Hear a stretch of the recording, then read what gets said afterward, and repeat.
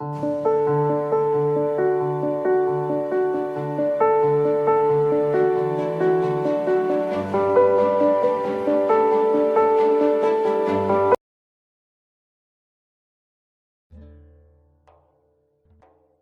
kuni ham dugonam uyda emasdi. Men ikkilanib ham o'tirmadim, ularning uyiga bordim. Hovlida uning otasi chiqdi. Qarashlari avvalgidan ham boshqacha edi. Ko'zlarida go'yo men uchun yashirin olov yonardi. "Keldingmi?" dedi u past ovozda. Men jim boshimni egdim. Har qadamingda yuragim gursillab urardi. U yaqinlashdi, qo'limdan ushladi. Qo'li issiq, qattiq va ishonch bilan tola edi. Shu lahzada butun vujudim titrab ketdi. "Nega titrayapsan?" dedi u ko'zlarimdan uzilmagan holda. Men javob bera olmadim. Ovozim bo'g'zimda qoldi. U qo'limni asta siladi, har bir harakatida yuragim yanada tezroq ura boshladi. So'ng yonimga o'tib, yelkamga qo'lini qo'ydi. Hech narsa demadi, faqat nigohlari bilan gapirdi. Men esa o'zimni to'xtata olmadim. Bir lahzada uning qo'li yelkamdan pastga tushib, orqamdan yumshoq silab o'tdi. Shunday kuchli hayajon uyg'ondiki, nafasim qisila boshladi. Qo'llari asta-asta qo'rquv va shodlikni birga uyg'otardi. U menga yanada yaqin keldi, nafasi yuzimda sezildi. Bu nafas yuragimni qo'zg'atdi. Ko'zlarimni yumdim, chunki hammasi orzudek bir tushdek edi. Uning qo'li yuzimni siladi, so'ng chuqur nafas oldi. "Sen meni tushunyapsan, to'g'rimi?" dedi u past ovozda. Men javob bermadim, faqat ko'zlarimdan chiqqan yosh bilan unga qaradim. Shu lahzada hislarimni yashirib bo'lmasdi. Vujudim har bir qo'l harakatiga javob qaytardi, qalbim esa mutlaqo uning ixtiyorida qolgandi. O'sha kechadan keyin men bilan u kishining o'rtamizda yashirin bir rishta paydo bo'ldi. Har gal dugonamnikiga borganda u kishining nigohi meni kutardi, men esa bilib bilmay o'sha nigohga talpinardim. Go'yo atrofimizda hech kim yo'q, faqat ikkimizgina bor edik. Bir kuni kechqurun yana dugonam uyida emas edi. Men hovlida o'tirganimda u chiqib keldi. Qo'llarini ortiga bo'glab, sekin yurib oldimga keldi. Ko'zlari tubida sirli jilva porlardi.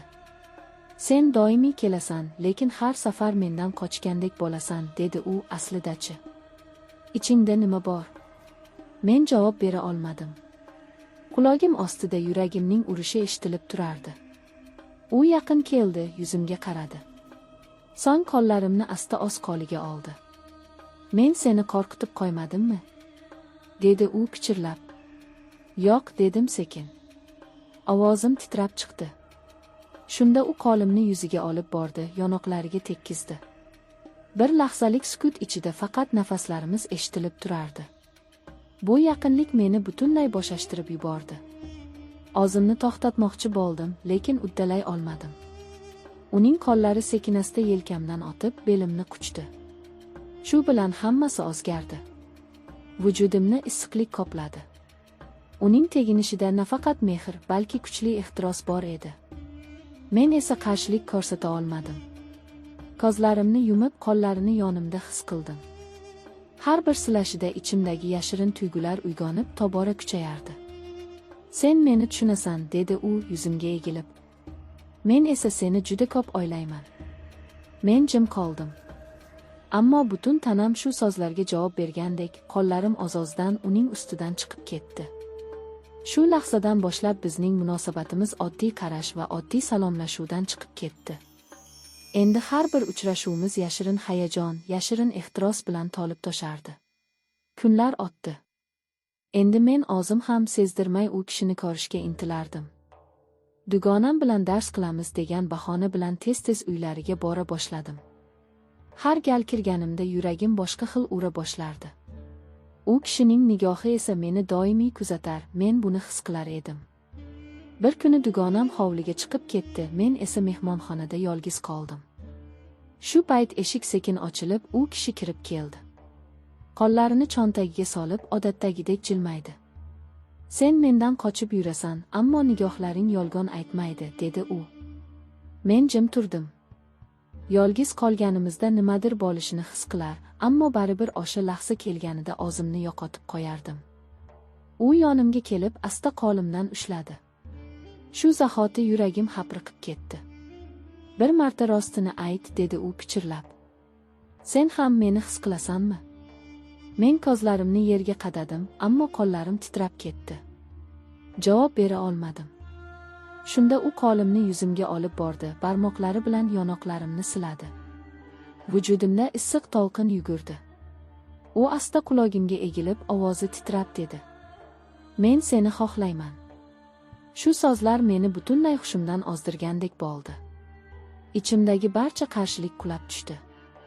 Men ko'zlarimni yumib, qo'llarimni uning ko'ksiga qo'ydim. Yuragi tez ura boshlaganini sezdim. Shu payt tashqaridan dugonamning ovozi eshitildi. Biz ikkalamiz ham cho'chib ketdik. U tezda qo'limni qo'yib yubordi, men esa joyimga o'tirib qoldim. Ammo ko'zlarimiz bir-biridan uzilmadi. Bu qarashda ham qo'rquv, ham hayajon, ham yashirin ehtiros mujassam edi. Shundan keyin munosabatimiz butunlay o'zgardi. Endi har uchrashuvimizda qo'rquv bilan ehtiros yonma-yon yurdi. Biz hech narsani aytmasdik, lekin nigohlarimiz, teginishlarimiz hammasini gapirib turardi. Oradan kunlar o'tdi. Har safar dugonamnikiga borganda ichimda yashirin qo'rquv ham, shirin hayajon ham uyg'onar edi. U kishining qarashlari endi oddiy emasdi. Ular meni o'ziga bo'glab qo'yar, hatto dugonam yonida bo'lsak ham, nigohi faqat menga qadalardi. Bir kuni dugonam onasi bilan shaharga chiqib ketdi. Ular qaytguncha uyda yolg'iz o'tirib turishim kerak edi. Men kitob o'qishga urindim, ammo qo'limga olgan varaqda so'zlar ko'rinmasdi. Miyamda faqat bitta odamning qiyofasi aylanardi. Shu payt eshik ochilib, u kishi kirib keldi. Men sapchib o'rnimdan turdim. Nega cho'chiyapsan? Dedi u jilmayib. Axir menman-ku. U asta yaqinlashdi. Yuragim qattiq ura boshladi. U yonimga kelib qo'limdan ushladi. Men seni har kuni o'ylayman, dedi u past ovozda. Sen meni his qilyapsanmi? Men javob bera olmadim.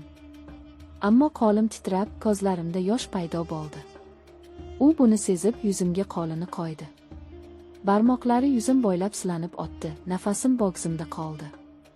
Senga tegishim mumkinmi? Dedi u. Bu savol meni butunlay bo'shashtirib yubordi. Men ko'zlarimni yumdim. U esa asta yelkamdan quchoqladi. Butun vujudimda issiqlik tarqalib, hushim uchib ketgandek bo'ldi. Uning qo'llari yengil silashlar bilan belimdan orqamga o'tdi. Men qarshilik qila olmadim, nafasim tezlashib, butun tanam titrab ketdi. Shu payt u qulogimga egilib pichirladi. Senga zarar qilmayman, faqat yoningda bo'lishni xohlayman. Shu so'zlar meni butunlay erib yubordi. U kishining quchogida o'zimni butunlay unutdim. Atrofda hech kim yo'qdek, faqat yuragimning urishi va uning nafasi qolgandek edi. Shu lahzada ichimdan ortga yo'l yo'q degan ovoz eshitildi. Chunki men endi o'zimni butunlay unga topshirib bo'lgandim. O'sha kechadan keyin men o'zimni butunlay boshqacha his qila boshladim. Har safar dugonamnikiga borishimda yuragim allaqanday sirli kuch bilan qattiq ura boshlardi. U kishi esa menga qarashdan to'xtamas, nigohida ochiq gapiradigan, ammo og'izdan chiqmagan so'zlar yashirinardi. Bir kuni dugonam o'z do'stlari bilan sayrga chiqib ketdi. Uyda faqat men va u kishigina qoldik. Xona ichida sukunat hukm surardi, faqat yuragimning urishi va tashqaridagi shamol tovushi eshitilardi. U asta yonimga keldi, sekin o'tirib ko'zlarimga qaradi. Men seni kuta olmayapman, dedi u pichirlab. Sen meni o'z holimga qo'ymaysan. Uning qo'llari asta qo'limga tegdi. Men qarshilik qila olmadim. Butun vujudim titrab, yuzlarim qizarib ketdi. U qo'limni ushlab asta yuzimga tekkizdi. Sen men uchun qanday qimmatli ekaningni bilasanmi? Dedi u ovozi titrab. Men javob bera olmadim. Faqat ko'zlarimdan yosh chiqib ketdi. U esa bu yoshlarni barmoqlari bilan artib, yonoqlarimdan silab qo'ydi. Shu silashda butun tanamda issiq to'lqin yugurdi.